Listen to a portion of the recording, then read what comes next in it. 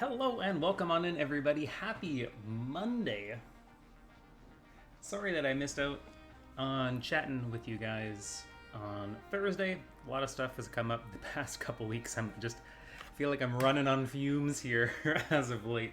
But I wanted to get on online today because I encountered this like super interesting problem, and I do want to solve this problem.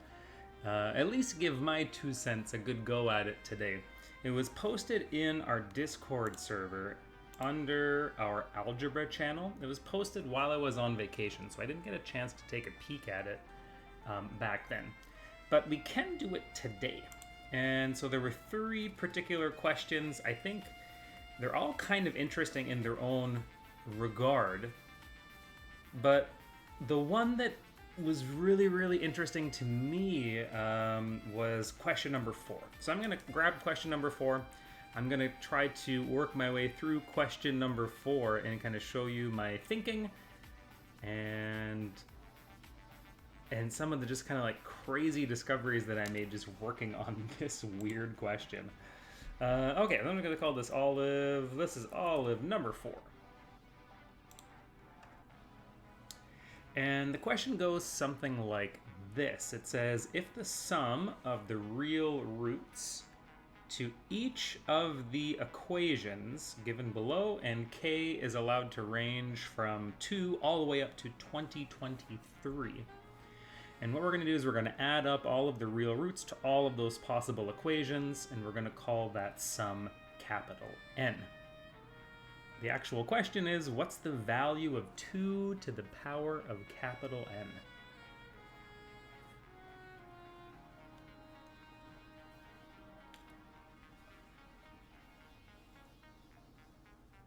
It's a little bit to think about. It took me a little while to figure out what it wanted me to do. So basically, it's saying make 2022 different equations, and it's basically saying, start with the value of k is equal to 2, so this would be 1/4. That's our first equation, and we have to do this for every k value up to 2023. Puzzle Andy, hello man, how are you doing? It is currently, what, is it 6 where you are now? So happy evening to you. It is just starting into our afternoon. It's about 3 o'clock here.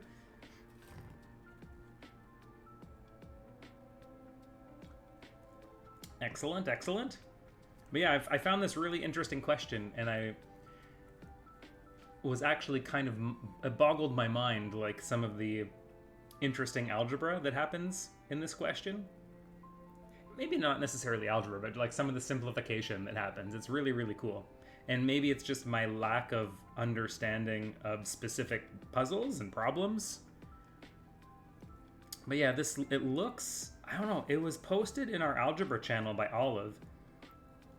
And yeah, all of these do seem like they're quite challenging problems, so I wouldn't be surprised if they were contest problems. I'm not 100% sure. But I figured I would kind of get a go at solving this one. And then I want to take a look at number 3 too. I think number 3 would be up your alley.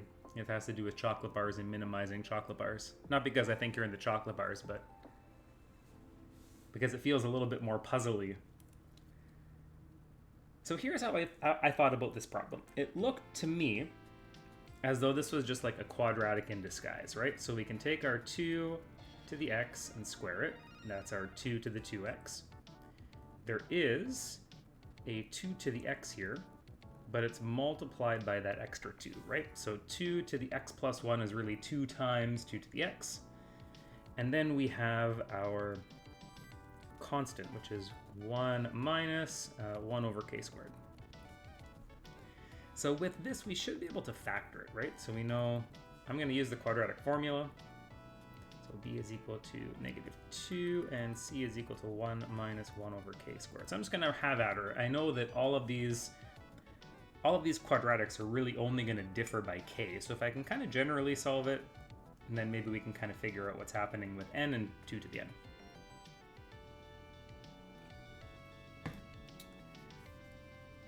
Yeah, kind of, yeah. It just reminds me of one of those from like high school. Yeah, totally. So if we roll with, let's see, what's our variable here? Our variable is technically 2 to the x, right? So 2 to the x should be negative b plus or minus, and under the square root, we will have b squared minus 4 times a times c all over 2a. So I think we end up with something like this.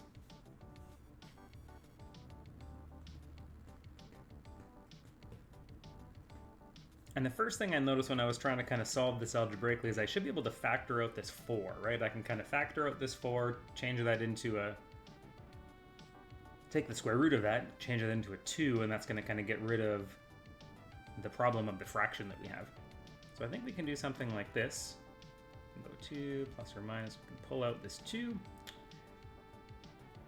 And that should give us, what, 1 minus 1 over k squared. I think something like this. And not only does that get rid of the problem of having a 2 in the denominator, it also really simplifies the square root, doesn't it? Which is kind of cool.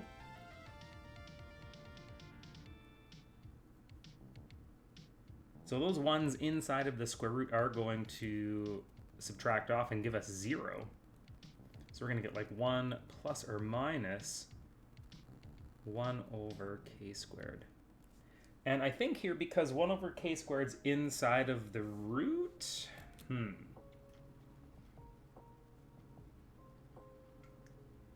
you know what, I'm not sure it really matters because we have the plus minus in front anyway, so I think I can just apply the square root and I think we should be fine here, right? We don't need to worry about absolute values of k or something like that.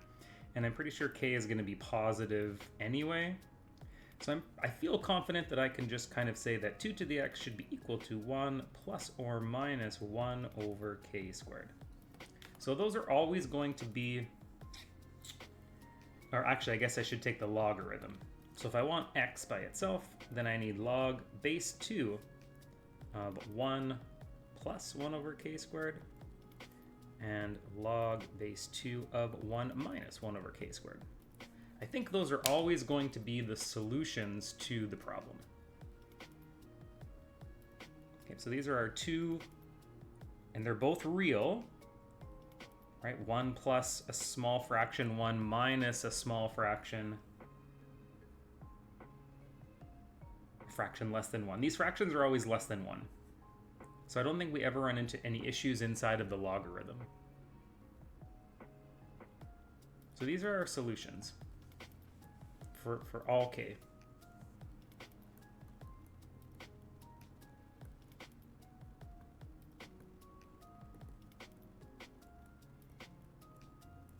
Okay, they're always going to look like this.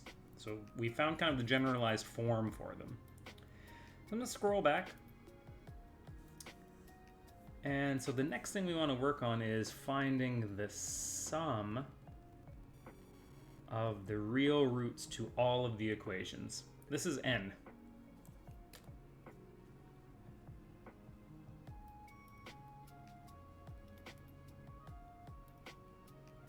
So let's build n,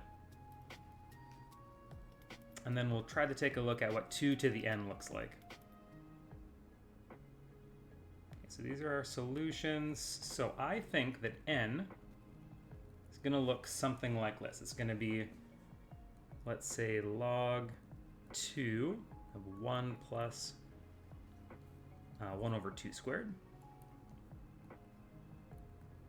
plus log base 2. Oh, this should be a k, I think, right?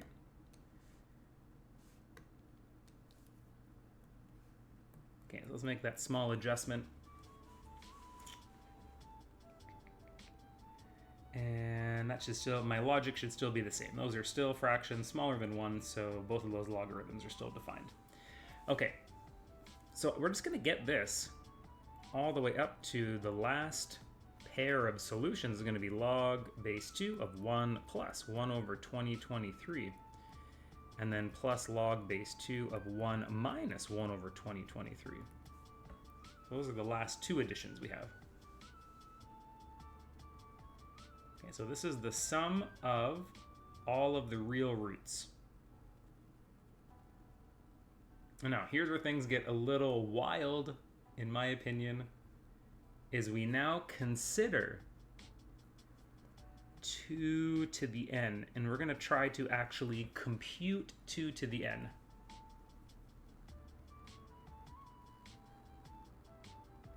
So what is 2 to the n? I guess 2 to the n is just 2. And now we're going to start with log base 2 of 1 plus a half, plus log base 2 of 1 minus a half, and keep on going all the way till we get to the last 2 logs, which are 1 plus 1 over 2023, and 1 minus 1 over 2023.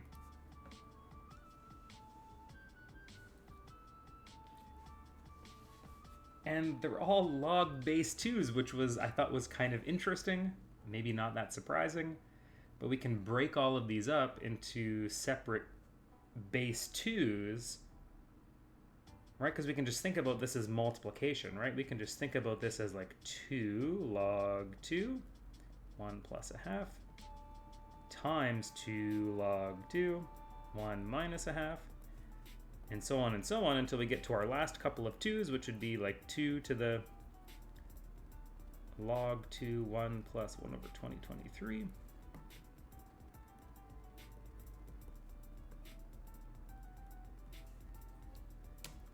Right, so now we have a big string of multiplications base 2.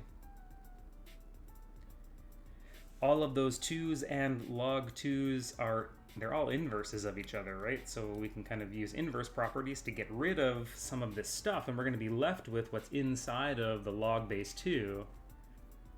So we get like 1 plus a half, 1 minus a half, and so on until we get up to like 1 plus 1 over 2023 and 1 minus 1 over 2023. Wow, that is a blast from the past. Blaine, hello, how are you doing, man? How's your summer going? Are you schooling it this summer? I can't remember.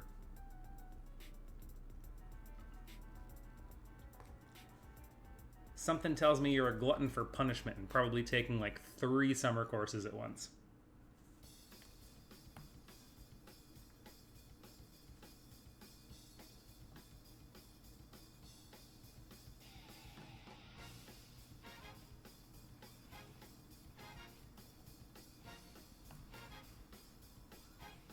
Always taking 4 classes every quarter. Oh man, that quarter also includes the summer months, if I remember correctly. You are one crazy individual, but at least you got through your math stuff, right? You should be all into computer science now, if I remember correctly. So what I noticed after I simplified all of these log base 2s was that we ended up with conjugate pairs. So you're always going to get like the 1 plus fraction and the 1 minus the same fraction. So you can combine these into difference of squares. So we're going to get something like 1 minus 1 over, let's say 1 over 4, right? So we get a squared second term. And then like our second bracket would be 1 minus 1 over 3 squared. And so on until we get to our final bracket, which is going to be 1 minus 1 over 2023 squared. Which is a pretty big number, so 4,092,529. So you get all of these nice difference of squares. Now, I kind of struggled in here a little bit to try to rewrite this in a nice way that help me simplify this, because I think the end goal is to actually figure out what this multiplication looks like. Right, and this is where I struggled a lot, was in here. I even went into Wolfram and I was like, help, right? And Wolfram is just like casually gives me a final answer of 1012 over 2023, and I'm like, how the fuck did you do that? But it's possible to do it with a little bit of ingenuity.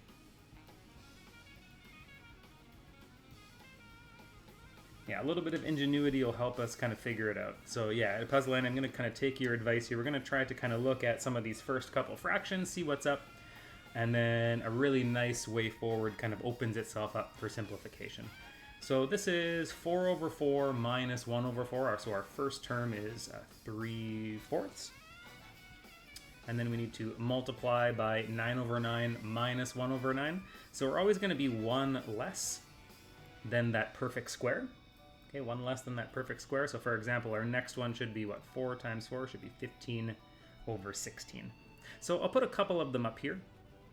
So let's go 4, let's go 5, and maybe let's go up to 6. So we can just see the first few terms, and then I'll throw the last term in as well. Our last term is going to be what? 4092529 and 4092528. 24, and this will be 35. So again, wasn't super obvious to me like how to do the simplification and make it make sense. But if you start thinking about these denominators like this,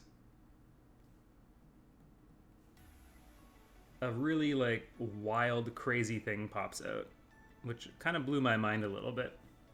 I didn't know that this would happen. Yeah, so there's something really interesting about grouping these numbers together. And it's probably a number theory thing that I probably knew at one time. But if we do something like this, if we kind of push the 3 and the 9 together, push the 8 and the 16 together, push the 15 and the 25 together, we'll get something like this. We'll get like 3 times 8 times 15. And I'm going to leave my 2 squared just kind of over here. And I'm going to write 9 as 3 squared, and I'm going to write 16 as 4 squared, and so on. So we kind of have to purposefully do something like this. And let's see, at the very end, what are we going to have down here? So the bottom gets shifted over, so we're going to have 4092528 kind of by itself. And we'll have 2023 squared. And then there's going to be a number above 2023 as well. That should be 2022 squared minus 1.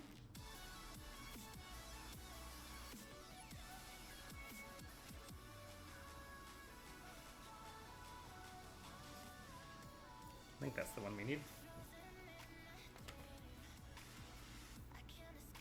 Oh, 4 to the 4, yeah. That's just 4 squared. Okay, here's where the magic happens, because yes, it's pretty obvious that certain factors are going to cancel here, but the pattern that comes out of this blew my mind. It blew my mind out of the water here. So watch this. So excluding the 2 squared, when you start canceling out the factors, we're going to get, a single copy of 3, right? A single copy of 4, and then we're going to get 3 divided by 1 is obviously 1. 8 divided by 4 is 2. 15 divided by 5 is 3. And so you actually get an increasing sequence by 1 all the way up to these last kind of couple terms, which boggles my mind. Okay, so this goes all the way up to 2023. And when we cancel out that factor of 2023, this should be 2021. How crazy is that, right? Like, that these numbers simplify so nicely. So who knew that one... Okay, so this is what we need. This is what happened. 1 less than a perfect square.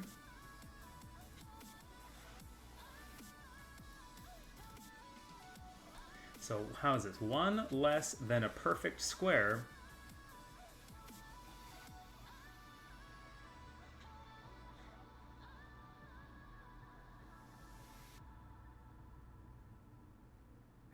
How do I write this down? How do I write it down? Like, 1 less than a perfect square always shares a divisor with the n+1 perfect square?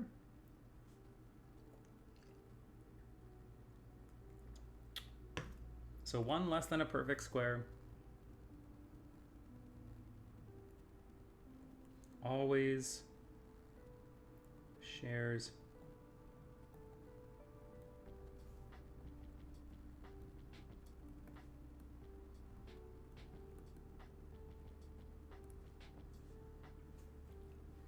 so in other words, if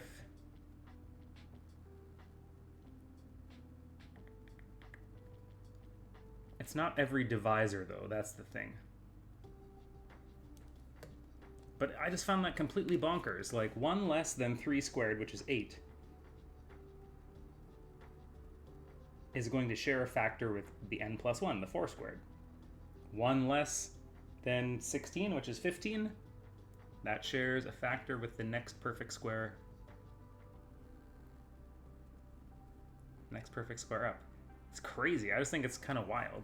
And you get this like super nice pattern up top of like 1, 2, 3, 4, 5, blah, blah, blah, blah, blah. And that lets you cancel out a whole bunch more factors, because now we can just basically go back through, do some more cancellation, right? So the, you know, all of my 3s, 4s, basically like all of this stuff's going to cancel all the way up to, this should cancel up to 2021, right? And we're going to be left with a copy of 2022 here. And then we can basically just try to slough off the answer using our calculator, right? So in the numerator, we get 2 times 4092528, and the denominator is 4 times 2022 times 2023. So let's get rid of that. And it turns out that if we take 4092528, it actually divides by 2022. So 4092528. 2022 is a divisor of that number. We get 2024.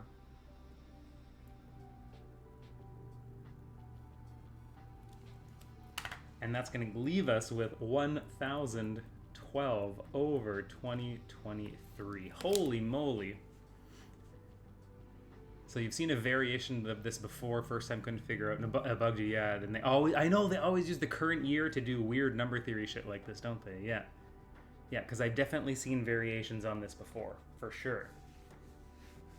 They do it in the Euclid contests quite a bit, I've noticed, from out of Ontario. They will use the current year to like ask a specific problem. Yeah, totally.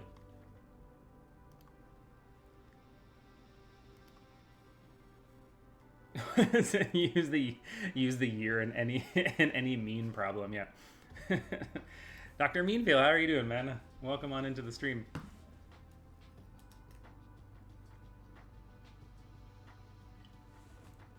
Oh, you know what I might do for you, Andy, is I'm going to grab, let's see, I actually have I have the link to the old math contests, in case, you know, sometimes you can scroll through stuff like this, and you can find some interesting questions to grab, right? So, I mean, you can always scroll through. They all come with solutions, which is really, really nice. But yeah, you scroll through some of those past contests, find some fun stuff for us to work on.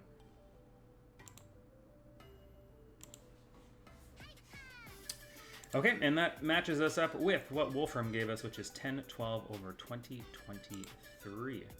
What is this? Oh, that's that. Okay. I was like, what is Sherpo name? All right. Nice. Okay, I feel really good about that question. We're going to move over into question number 3, because I am curious to know how to solve this problem as well.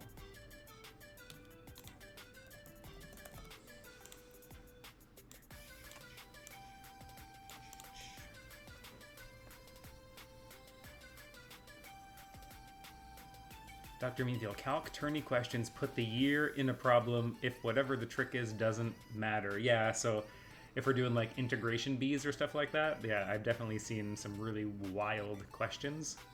And it usually, like, sometimes it'll boil down to like, oh, this function is odd, so this gigantic polynomial, the area is just 0. Woo! Sensation Black, hello man, how are you doing? How has life been? I feel like it's been a hot minute. I don't know if I've been away for a little while. I was on vacation, But I haven't seen you streaming as of late. So hope all is well on your end. If there was any doubt some Canadians swear blind they're still French, I give you the University of Waterloo. What does that mean? Is Waterloo in France? I thought Waterloo was in the UK.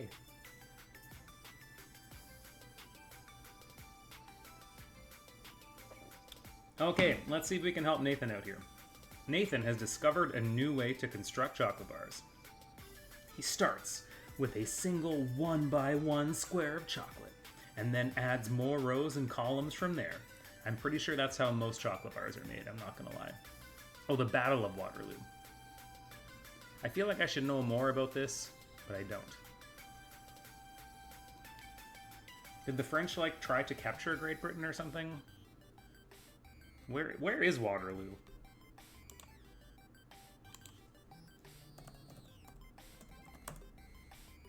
Napoleon! Oh, yeah, okay, yeah. That was back when Napoleon felt like he could just conquer the universe. I mean, to be fair, there's still a lot of people that do that. Or think they can do that. This is the fastest way. Okay, where is Waterloo? There's definitely a Waterloo over here, right? Waterloo, London? Was it part of London?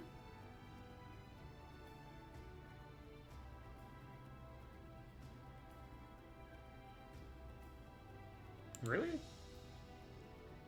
Was it a battle for London? Is that really what happened? I guess that's possible, right? I guess Paris is just here. I always forget how close you guys are.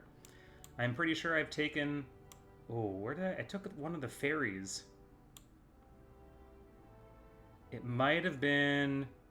Yeah, it was the Dover ferry. I've taken the Dover ferry over by Dunkirk, and I'm pretty sure, like, along the banks here, they still have, like, the old turret rifles from World War II along the banks here, between Calais and Dunkirk.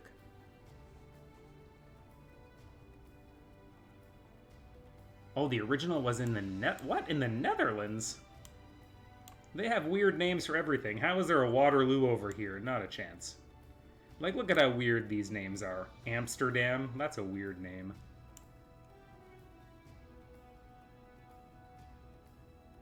Also, what are these, like, weird islands? I never noticed, like, all these, like, weird little islands up here before.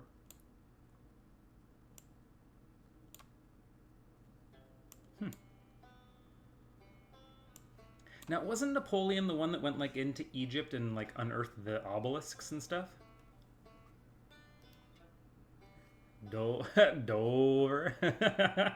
Yeah, very, that's very prairie of me. Dover. Didn't he? I feel like he went into Egypt too, didn't he? Man, this Napoleon guy. How would he have gotten there? Would it have been... Unless he unearthed it somewhere else. Because I'm pretty sure he... What was it called? The Rosetta... Didn't he find the Rosetta Stone? And I'm pretty sure that was in Egypt. Like... The guy's like a million miles away from his hometown. Just discovering shit. Okay, we probably won't have time for that. Okay, so if his current... Okay, Nathan's making a chocolate bar. One starts with a 1x1 square, and then he can add either an extra row or an extra column, so an extra width using W squared dollars, or an extra height using H squared dollars. We want to find the minimum cost to get the chocolate bar to 20 by 20.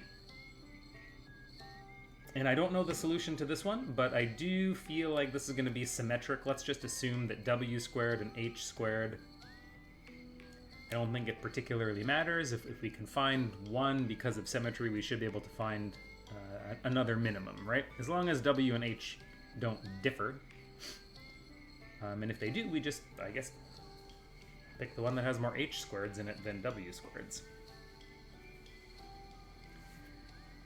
So I'm going to start by kind of thinking through a couple of possibilities here. Maybe instead of 20 by 20 by 20, that feels really big. Maybe let's start with something a bit smaller. Like, what's the fastest way we can get to a 5 by 5? Because I feel like if we can develop a good strategy for some smaller numbers, the strategy might work for 20 by 20.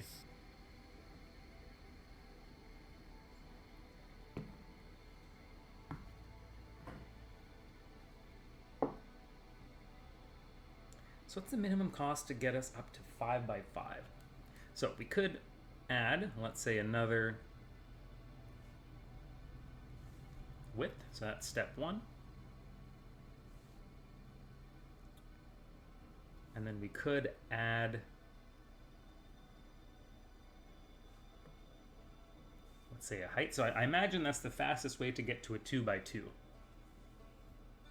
That's the fastest way to get to a 2 by 2 is in 2 steps. And the answer should be symmetric, right? You're going to need one h squared and one w squared. Now from here, even thinking about a 3 by 3 might be interesting. 2 by 2 seems a bit too trivial, but what about a 3 by 3? Because now, I guess, does it really matter? You probably want to build out like this in step 3, and then build out like this in step 4. I don't think it matters because of symmetry, right? So you're going to need 2 copies of each.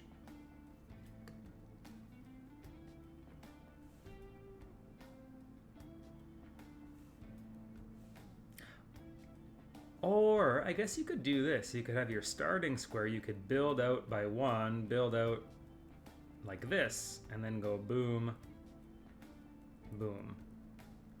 So 3. But either way, you are going to need 4 steps, right? We're going to need 2 W's and then 2 h squared. That's interesting. Okay, so I can build the chocolate bar different ways. I think those are the only 2 ways to do it, right? I think those are the only 2 ways to do it. No, there's one more way, isn't there? You could build it in a diagonal. So you could start here, you could go out 1.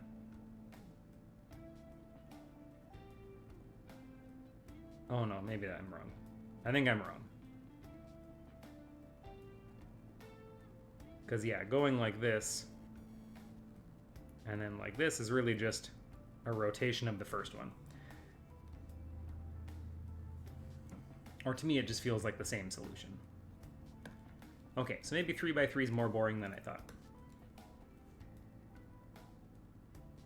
Okay, let's do a 5 by 5 because I think that's going to open us up to a bunch of different options. So I get the sense that for 2 by 2, we needed what? We needed 2 steps. We needed an h squared plus a w squared. For a 3 by 3, we needed at least 2 h's and 2 w's.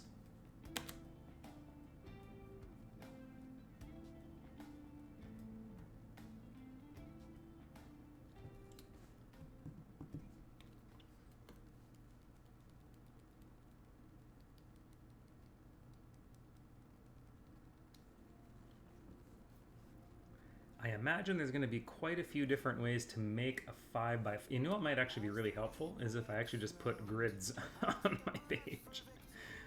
Is that too big? Let's go with these ones. That way we can just always have our starting square.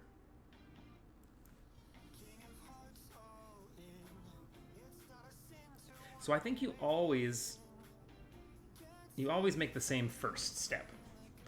Right? I don't think you can argue around that. You're either going to go up 1 or over 1.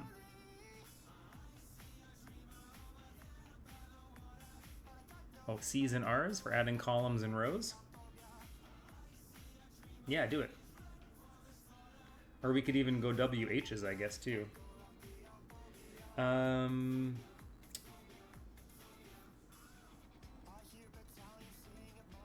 Yeah, so we would be adding, for example, here, a column first, right? And if we wanted to go up to 5 by 5, we could say add another column, 1, 2, 3, 4, 5. And then just go ahead and add in our rows.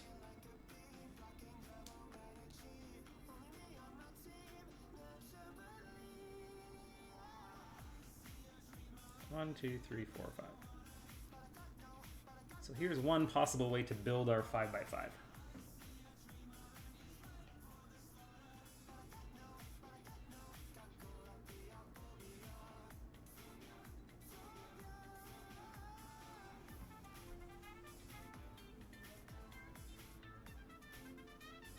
So that's 4 and 4, right? So that's going to be 4, yeah, 4 width squareds and 4 height squareds, yeah. So 4w squared plus 4 h squares. Now, the question is, can we find something that's more minimal than this?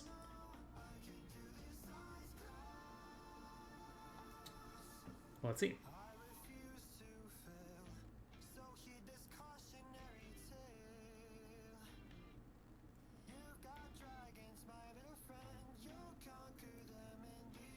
I'm just going to do some alternating columns and rows until I get to where I want to be.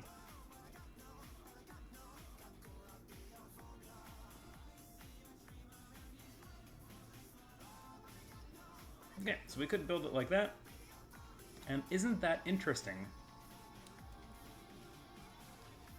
So by alternating columns and rows, we do end up with 4 w squares and 4 h squares that are required, right? I wonder if we should just call these c squares and r squares to make it easier.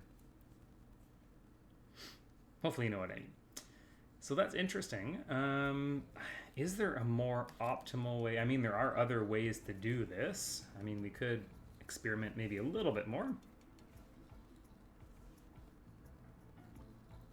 Because, I mean, we could, you know, start with maybe a couple columns and then start adding our rows in. What if we did this?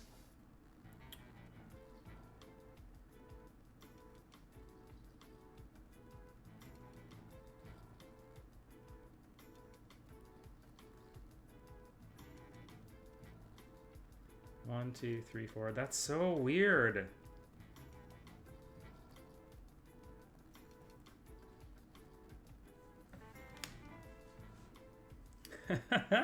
So it must be that no matter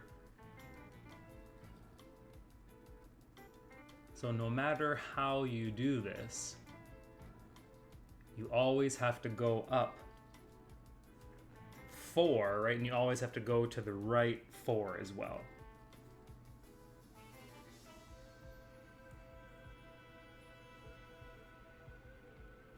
Right, assuming that we're building on assuming that we have to build a rectangle at every single step. So that's interesting. So if the 5x5 is 4h squares plus 4w squares, then I assume the 20x20 must have to be made in a 19h square and 19w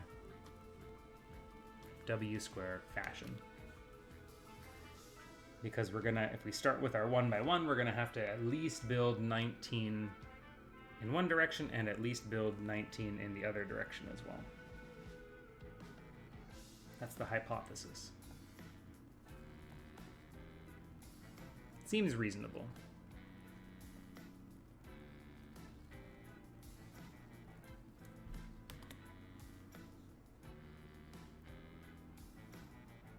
I mean, if we wanted to get like super crazy, we could try it.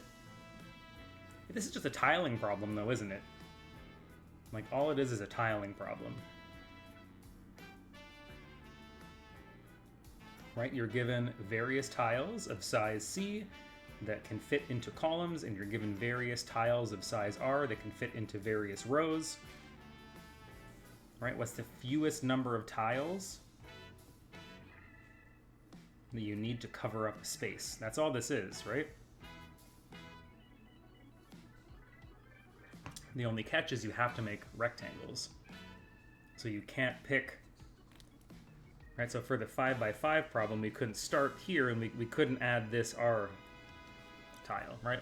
We are a little bit restricted in what tiles we're allowed to choose.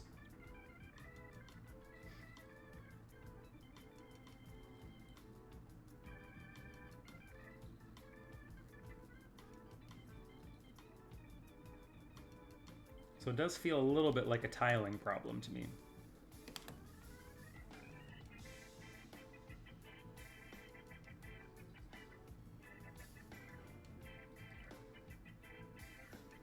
Yeah, I still think the easiest way to argue it is as soon as you start with your 1 by 1, you have to move over in one direction 19 times. We have to move upwards at least 19 times, so the minimum that is going to be required for 2020 tiling, we're going to need at least 19 tiles marked with C and at least 19 tiles marked with R. Crazy. Yeah, that would be a lot more fun. How many ways? Yeah, exactly. I would venture to guess. That's interesting. I would venture a guess. That is a cool follow-up problem. I like that a lot. Let's think about the 5 by 5 case because it's probably the easiest one to think about. Now, how did this work? We have 25 squares in total. 25 squares in total. And the first arrangement that we did was 5 plus 5 plus 5 plus 5 plus, we always have a starting 1, right? Plus 1, plus 1, plus 1, plus 1. And maybe just to signify, this is like our starting block, right? We're always going to have a 1 in there. So it's really actually like taking a perfect square number. We're really taking the perfect square number 25. We're subtracting 1 to get 24. And we're asking ourselves how many ways, using 5 as the largest number, how many ways can we create the number 24? Using 5 as our largest number.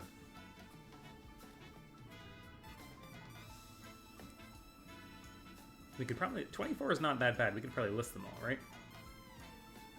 So for 24, my intuition says we should be able to do a 5, 5, 5. That'll get us up to 20. And then a 1, 2, 3, 4. 1, 2, 3, 4. 1, 2, 3, 4. Oh, and this is where I think it's going to be a little tricky. Because I want to be able to say like 2 and 2, but I don't think that's possible.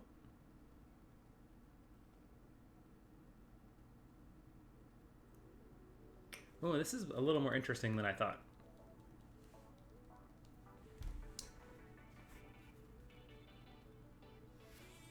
Because you have to have, I think you have to, yeah, we can start with a 3 by 3, sure.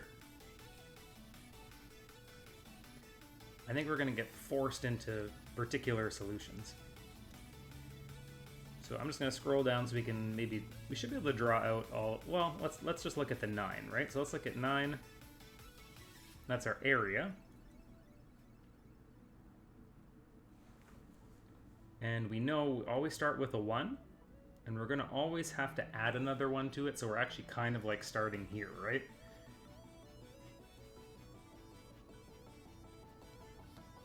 Right, so we're kind of like doing something, we're always doing something like this, right? To start.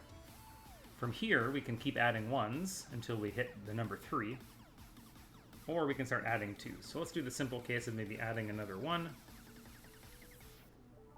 and then adding 2 groups of 3.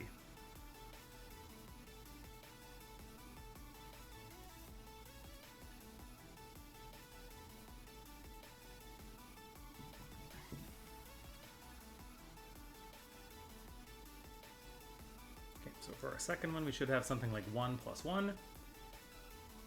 Let's do a row, which would be a plus 2.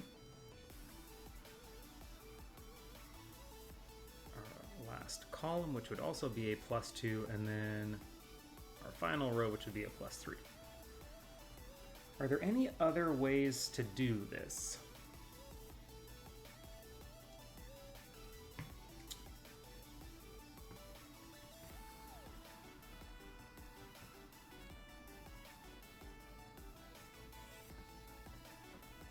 I think one could probably argue that doing this plus plus this plus this plus this is the same.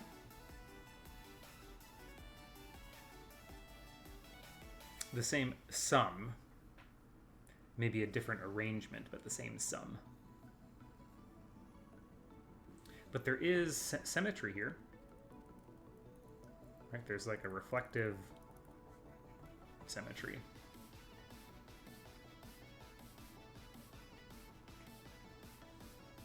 This one's just symmetric about the middle. So are these the only possible tilings we can do? Yeah, we're going to either need 2 +3s or we're going to need 1 +3. And if there's 1 +3,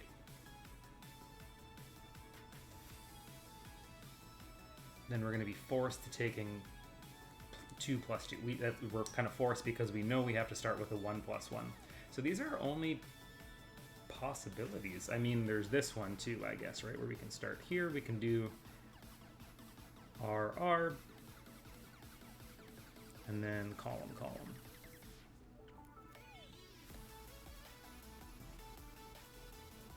So maybe we could argue that there is diagonal symmetry.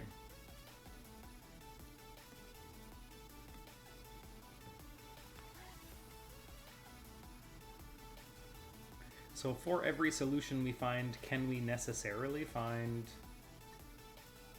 a second solution? Probably.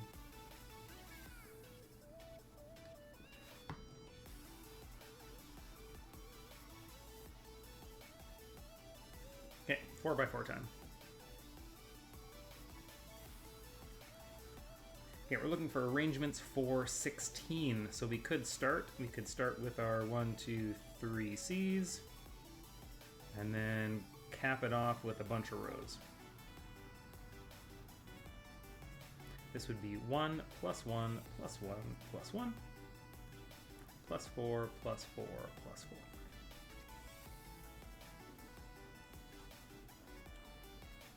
My gut says yes too. I think you can always reflect across the main diagonals. And so as soon as you find one possible arrangement, you just flip your R's and C's around.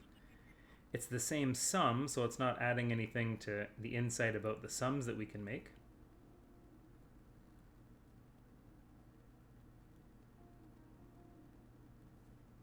But if we do want to find all of the possible arrangements, then yeah, we just have to find what we consider to be like the minimum set and then multiply it by 2, I suppose. So those should be our two solutions for 1 + 1 + 1 + 1 + 4 + 4 + 4.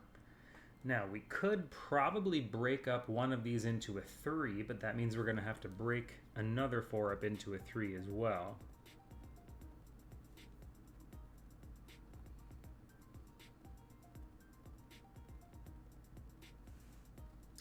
Always have to end with a 4 somewhere. So that means we would get, +1 + 1 + 3 + 3 + 4. That doesn't make any sense, because I think we're going to need some 2s in here and not 3s. So we always need a +1.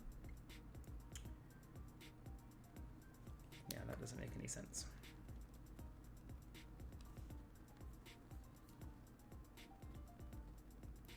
Okay, then we can add a 2.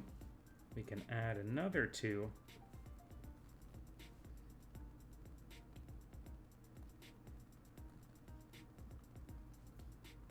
We can add a 3, and then a 4.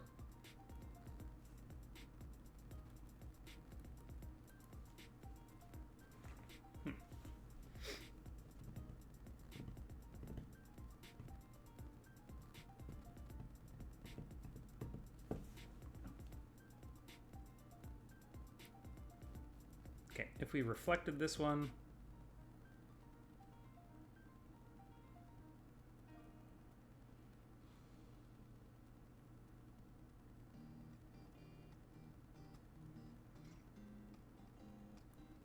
I get this.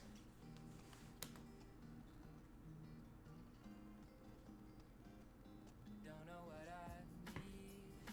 Think I just need it on my system. I feel I'm barely on my feet, and already I've got a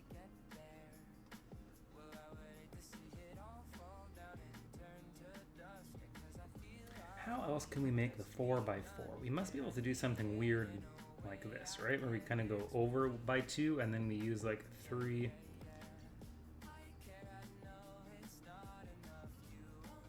A 2.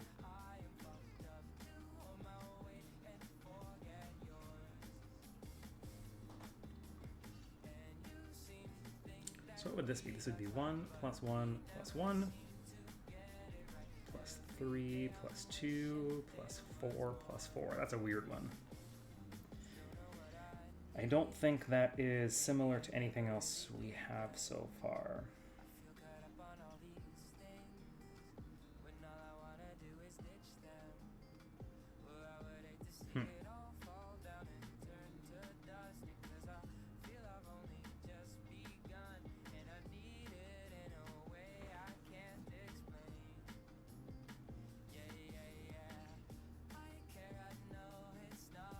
Okay, so I'm trying to remember what I did there. I think I would go up 2, we would fill in this 3, we did this 2, and then we filled in a couple columns at the end, right? 4s.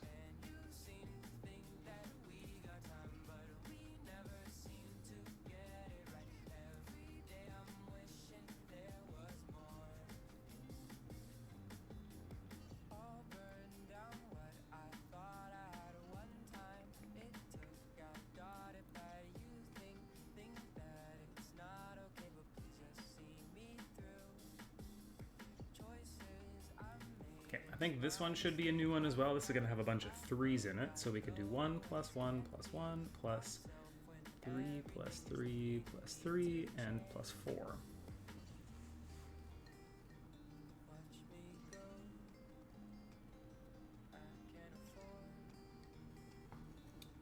Doesn't really seem to be much of a pattern though, right? At least not an obvious pattern for me.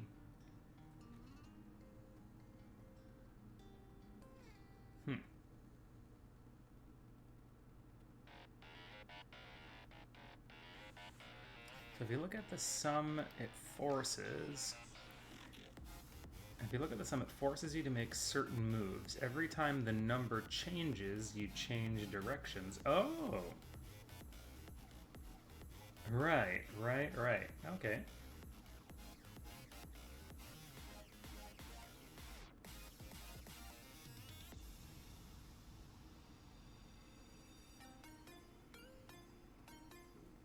But I was wondering to myself, maybe we could also classify it with these ones down here. Like there should only be really one way to make this work if we do all 4 singles along the bottom, right? There's only one way to do it that way. Now, I suspect there's going to be a couple of different ways for us to have a 3 along the bottom, right? And then perhaps a couple of different ways for us to have a 2 along the bottom as well. So I wonder if we could count the possibilities this way. And those should be the only options. All 4, 3, or 2. We know we have to start with one of those. And there's definitely another way to do... Okay. I'm going to have to draw these out, so just give me a second to think about this. I also am going to maybe just get rid of the extra stuff, because we know we can diagonally flip stuff, so let's just kind of focus on looking at that bottom row of chocolates. So is there another way to have 3 along the bottom? So yeah, we could probably do CC, we could do a row, then a column, and then a row. I think that's a new one.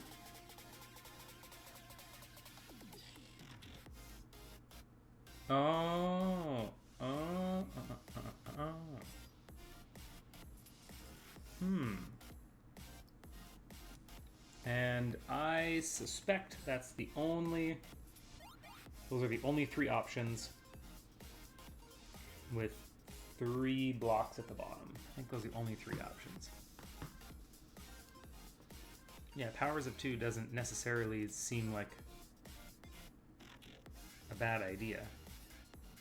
But no, so notice here, this is what I noticed, that if there's 3 along the bottom, we can then either go up 1, up 2, or up all 3. So that's how I know that I've kind of exhausted all the possibilities. Right, so you choose, right? And you're kind of limited in the number of choices at, yeah, like you said, you're kind of limited in the number of choices at each step, right? And so each one of these should give you a different sum. So if we go 1 plus 1 plus 1, then we go plus 3 plus 3 plus 3 plus 4. Now that's interesting because we now have the same sum as the last one, but it's a different arrangement. So thinking about the sums, I don't think is helpful. Because it's possible now, we've seen it's possible to have the same sum but have 2 different arrangements. And these are not mirror images. They're not reflections of each other either. Yeah, so the sums aren't helpful. That's okay though. I think we've maybe found a better way to think about this other than the sums.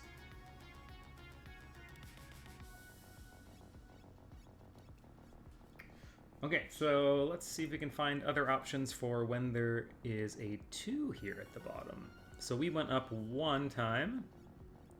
In our first example, let's go up 2 times. And then we'll fill in a column, fill in a row, and fill in a column.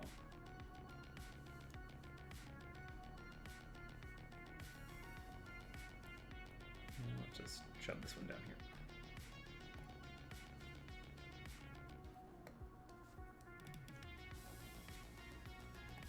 So maybe we can do the same thing with our 2's, right? We can kind of say like, okay, if I put a 2 here, I can maybe then go up by 3. And that's going to force us to fill in these 2 columns. So are there any other possibilities? Yeah, I think there's one more possibility, isn't there? It's one that we don't get when we have 3 at the bottom. But there's, how do I write this? I could go up 1,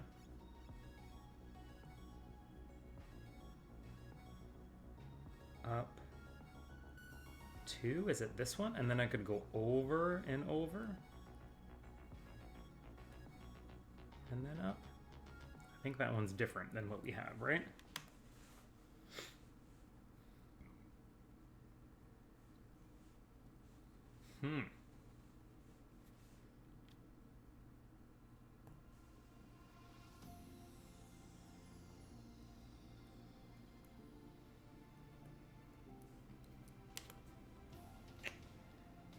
Interesting. So I think those, I feel like those are the only possibilities for starting with a block of 2. All right, we either go up 1. Oh, maybe, are there others for up 1? There are. There's one more that we missed, isn't there? We could go up 1, and then we could go over twice. And then up, up.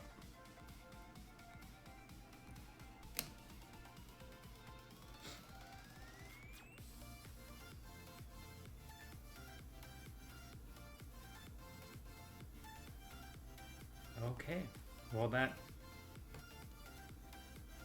kind of ruins our powers of 2 moment, 8, 9. So there's going to be 18 possibilities for a 4x4 grid. Huh. Fibonacci numbers. Oh yeah, 1, 3s, 5s.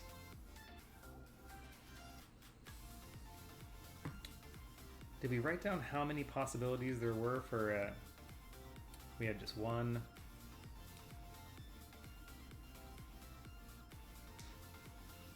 Yeah, there were only basically 2 possibilities for the 3x3, right? Sums don't help.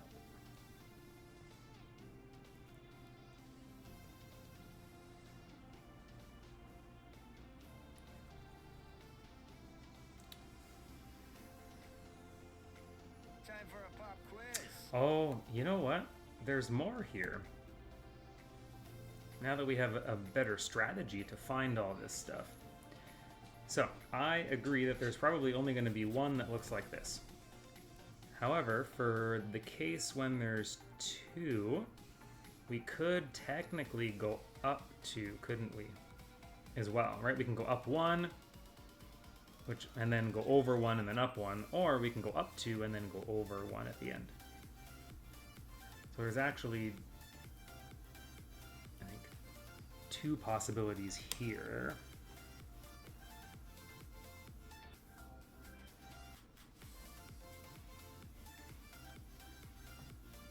So that's going to give us 3. Or if we multiply that by 2, 6 ways. Down here we have 1, 3, and 5. So 9. 18 if we multiply by 2. The 2 by 2 can only get made one way. So 2 different ways. So for the 2 by 2, we don't really need to do anything. 2 by 2, which is 4 pieces of chocolate. We should be able to make that just one way, right? It's going to be boom, and then we either have to go over or up, and then we fill in the last thing.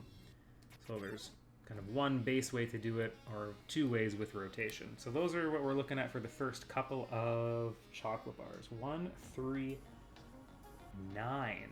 1, 3, 9, or 2, 6, 18. And yeah, same with Dicey, same with the 1 by 1. Yeah, if we're looking at the 1 by 1, there's only going to be one way to do that. Yeah, so 1, 1.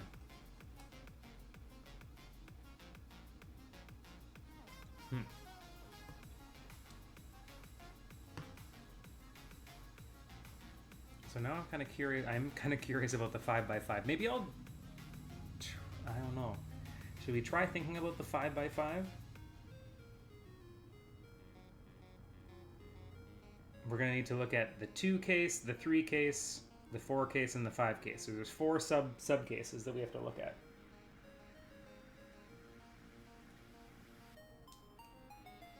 Don't sleep on my boy one. Yeah, there must be a simple way to think of this, think through this problem. It doesn't seem like that complicated of an issue.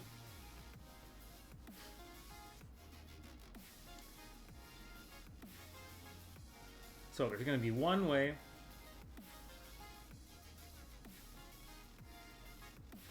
with 5 along the bottom, right? 1, 2, 3, 4, 5.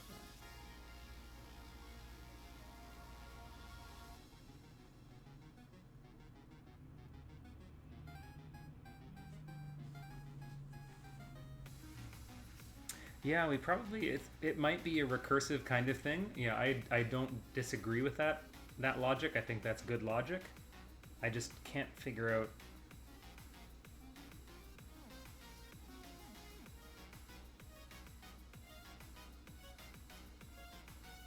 Oh, okay. I think I understand what you're saying.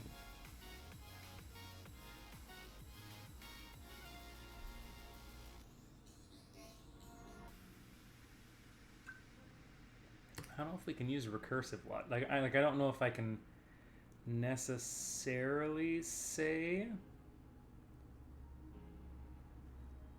Just spitballing, yeah. I don't think you can necessarily say that one of these is going to be kind of dependent on a smaller one. Like, I don't think like an inductive argument's going to be helpful.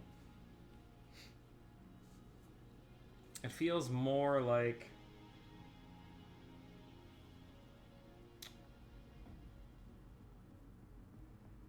understanding like how many ways you can move up, like up or right for certain cases, right?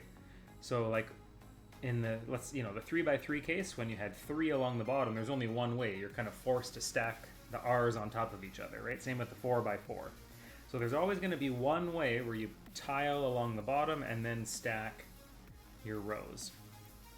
Where it gets tricky is in these kind of middle cases, right? So if we're looking at the 4 by 4 middle cases,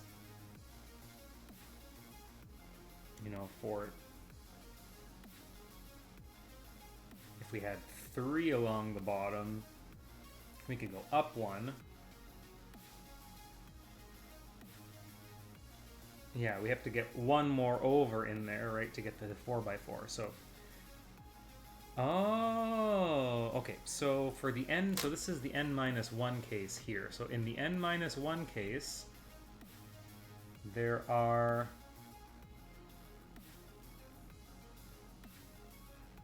What if we grouped these together?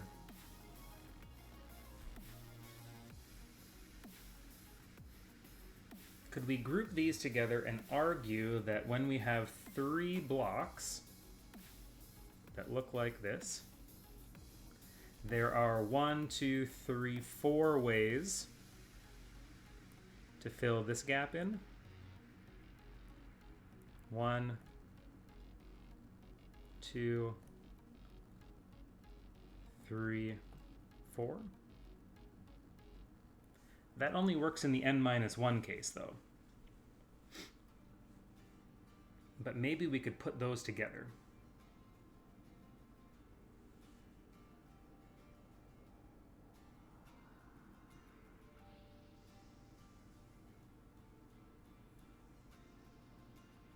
And then that's going to leave us with the case of 2 for the 4x4 case. Okay, so can we make an argument here? Can we look at the different C's that we have?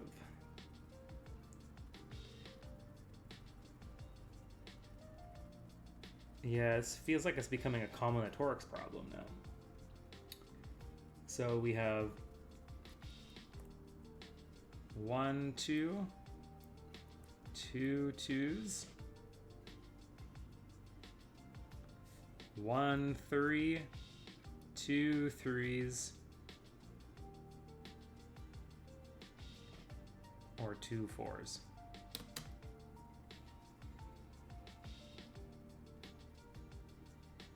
Does it do away with the symmetry? No, it doesn't.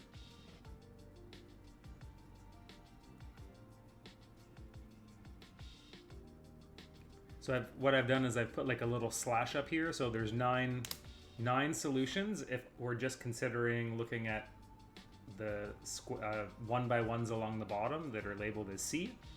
But 18 if you want to use the symmetry argument. So far we've been able to actually technically find 18 possible solutions. Those are the ones that also include the symmetry.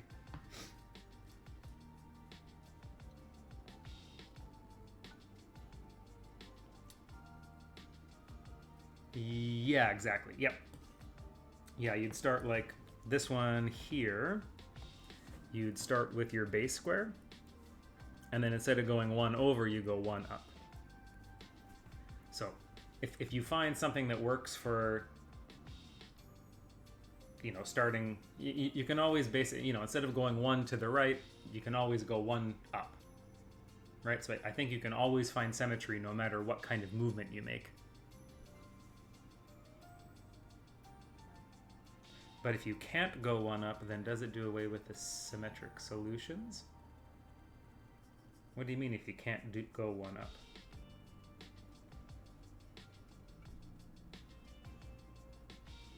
I mean if you can't go 1 up right away.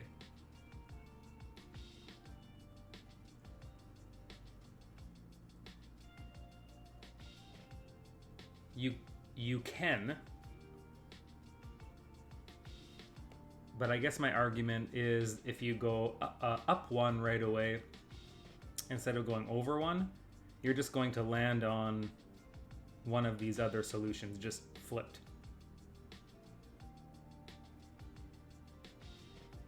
Right, so I think if you try to make, if we try to start by going 1 up like this, I think no matter what solution you make, it's going to be a symmetric solution to one of the ones we already have. That's what I mean by...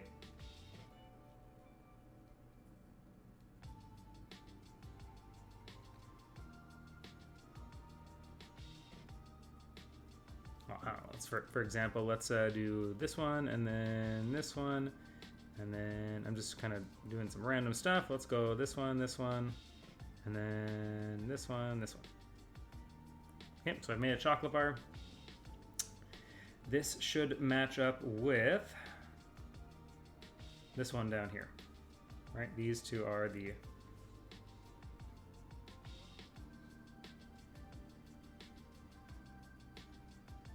In other words, right, if you find a configuration without going up one first,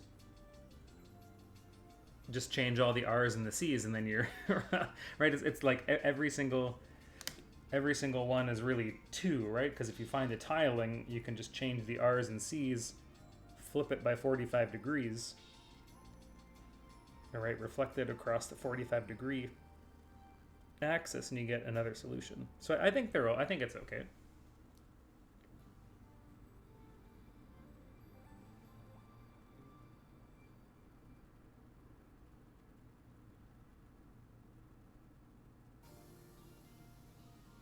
I feel like maybe we're just arguing over semantics.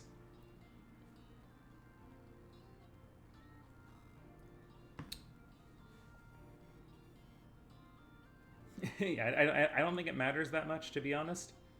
I think if you can find all of the solutions where you're only ever having 1x1s along the bottom row, you just multiply that number by 2, right? Because any one that you find where you have 1x1s and along the bottom, there'll be a corresponding one that has 1x1s along the left side.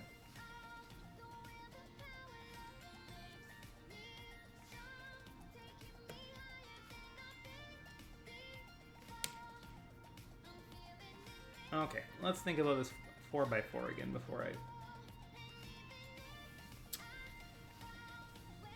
So since there are 2 spaces, since there are 2 movements now, we're looking for all of the possibilities. We don't want to take 1s, we have to take 2s. So you have 1, 2, 2 2s, 1, 3, 2 3s, or 2 4s.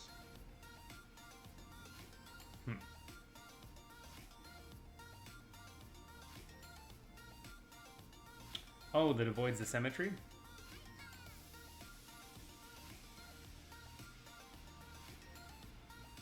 Yeah, I think you understand the problem, and the way that you're phrasing it is right. If you don't move up, then you don't have to worry about symmetry ever.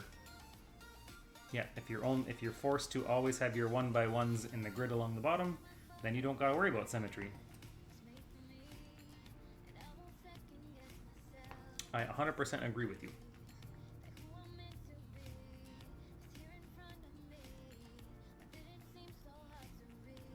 Okay, I think I'm ready to do this.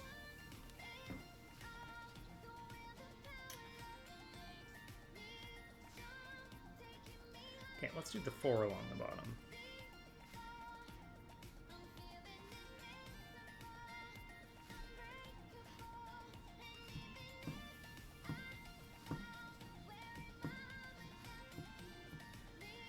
Oh, right, I want to group this in.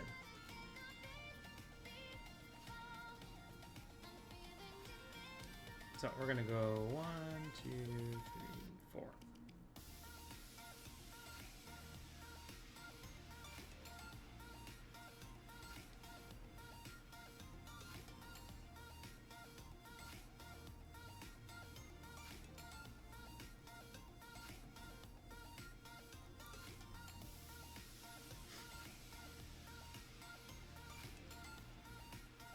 All right, that takes care of that. So if we do 3 along the bottom.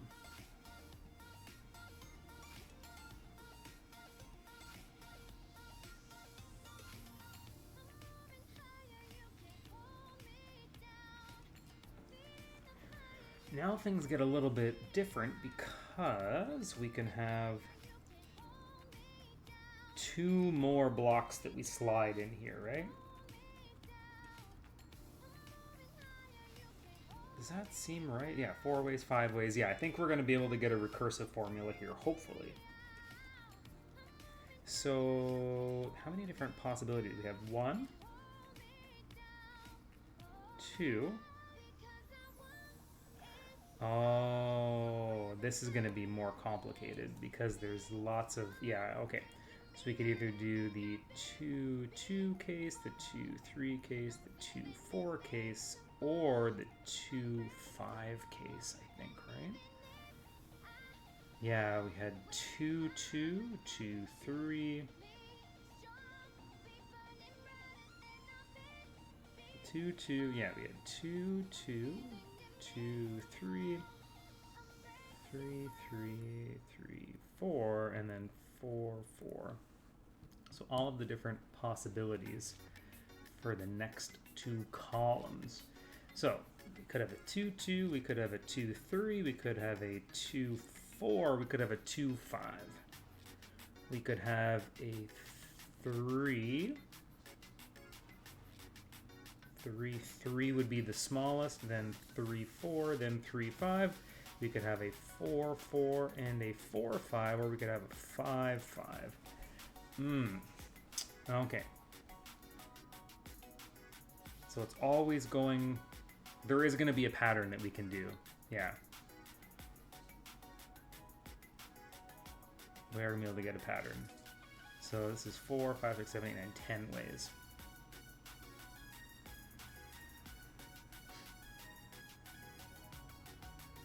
So the n-1 case always goes up by 1. This one should... It's going to double every time?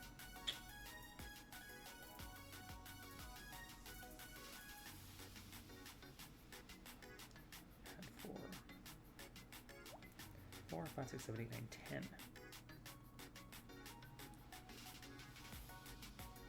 2 along the bottom is going to be a pain in the butt.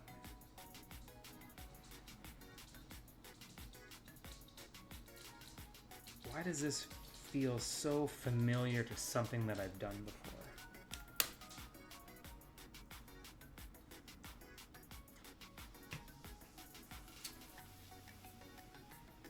Now it's just triples. So you can do 2, 2, 2, 2, 2, 3, 2, 2, 4.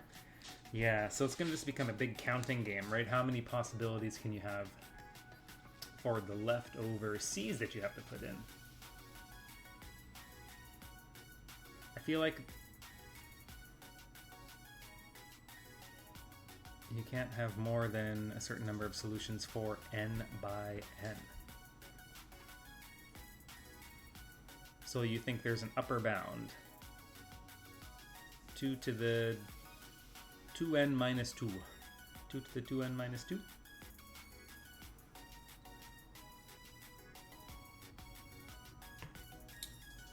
Yeah, because for your 5 by 5... Yeah, my brain is just starting to shut down a little bit, but I think you can definitely... I think we could definitely think about this one a little bit more and actually come up with... There must be a fairly simplistic combinatorics way to count all these possibilities. I just... it's been a hot minute, and I need to take a little break, I think, but... Yeah, exactly. We just listed a bunch of stuff. That's it's an interesting little problem, and I think there's a really nice combinatorics answer to it. I just need to take a break and then come back and think about it again. So what I'll probably do for us is, hey, did you want to make, what should we call this? I could probably post something into your Discord server if you have like if you wanted to put this in one of your like little puzzles, and then we can just kind of keep talking about it over there. Because I think it's interesting, and I do want to tackle this extended problem a little bit more. But I'll probably do that off camera. Oh, make a channel? Okay. Oh, I see. I just like suggest.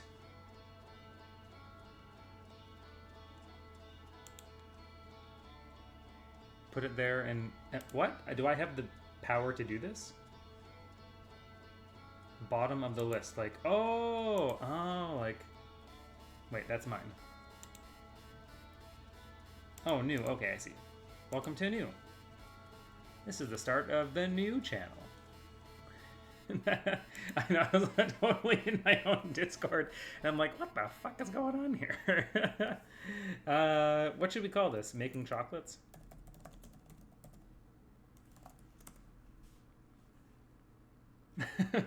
That's just how I feel right now. Like the last 2 days, my brain has not been functioning whatsoever. So I'm happy that I was able to even solve like a couple problems today. Oh, it's so funny. Anyway, I'll let you kind of set up the Discord the way that you want. Nice. Okay, looks like it's all set up and ready to go, and I will do some extra thinking over in that Discord server and see if I must be able to find a combinatoric approach to this. Like, it just seems too nice of a pattern. Too nice of a pattern. You're very welcome. Thanks for coming and hanging out. I will be back again probably tomorrow afternoon as well. I do probably want to start a new Euclid contest. Or if there's some interesting things that pop up, I'll solve some of those on stream as well. So until next time, thanks for the hangouts, and we'll see you soon.